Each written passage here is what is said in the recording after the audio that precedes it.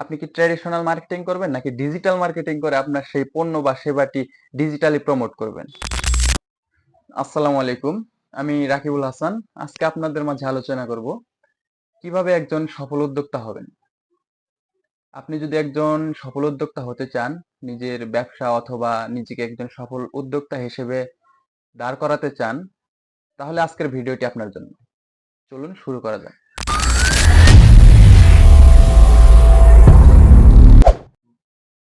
একজন সফল উদ্যোক্তা হতে হলে প্রথমে আপনাকে সৃজনশীল চিন্তা ভাবনা করতে হবে। নতুন ও কার্যকর আইডিয়া নিয়ে ভাবুন। আপনার চিন্তা ভাবনা এমন হতে হবে যা অন্যদের থেকে আলাদা।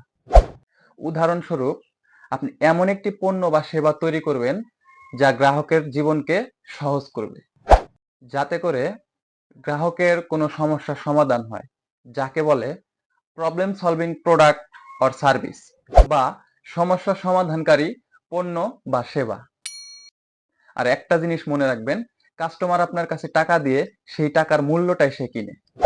সফল উদ্যোক্তা হতে গেলে দ্বিতীয় যে ধাপটি সেটি হলো পরিকল্পনা। একটি শক্তিশালী পরিকল্পনা তৈরি করুন।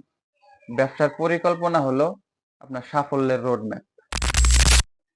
এখানে আপনার লক্ষ্য হলো কিভাবে বাজারে প্রবেশ করবেন, আর্থিক পরিকল্পনা, মার্কেটিং বা বিপণন কিভাবে শুরু করবেন। আপনি কি ট্র্যাডিশনাল মার্কেটিং করবেন নাকি ডিজিটাল মার্কেটিং করে আপনার সেই পণ্য বা সেবাটি ডিজিটালি প্রমোট করবেন। যে সঠিক সিদ্ধান্ত বা পরিকল্পনাটি আপনাকে সঠিক পথে পরিচালিত করবে। একজন সফল উদ্যোক্তা হতে গেলে ৩ নাম্বার যে ধাপটি সেটি হলো ঝুঁকি নেওয়া। ঝুঁকি নেওয়ার সৎ সাহস থাকতে হবে। ব্যবসায় ঝুঁকি থাকবে, আর সেগুলো মোকাবেলা করার জন্য সবসময় নিজেকে প্রস্তুত রাখতে হবে। ব্যর্থতা থেকে শিখুন এবং নিজেকে এগিয়ে নিয়ে যাওয়ার মন মানসিকতা তৈরি করুন। মনে রাখবেন, জীবনে ব্যর্থতা বলতে কিছু নেই। হয়তো জিতবেন, না হয় শিখবেন। একজন সফল উদ্যোক্তা হতে গেলে চতুর্থ যে ধাপটি সেটি হলো গ্রাহক সেবা। গ্রাহক সেবা নিশ্চিত করুন। গ্রাহকদের সন্তুষ্ট নিশ্চিত করুন, তাদের সমস্যার সমাধান দিন এবং ভালো সেবা প্রদান করুন। মনে রাখবেন, একজন গ্রাহকের প্রয়োজনীয়তা এবং ফিডব্যাকগুলো ভালোভাবে শোনার মাধ্যমে আপনার ব্যবসাকে আরো উন্নতি করতে পারবেন।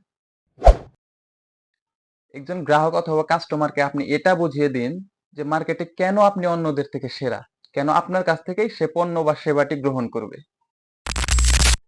একজন সফল উদ্যোক্তা হতে গেলে ৫ নম্বরে যে বিষয়টি আসে সেটি হলো ধৈর্য বা অধ্যবসায়। একজন সফল উদ্যোক্তা হতে হলে ধৈর্য বা অধ্যবসায় গুরুত্বপূর্ণ ভূমিকা পালন করে।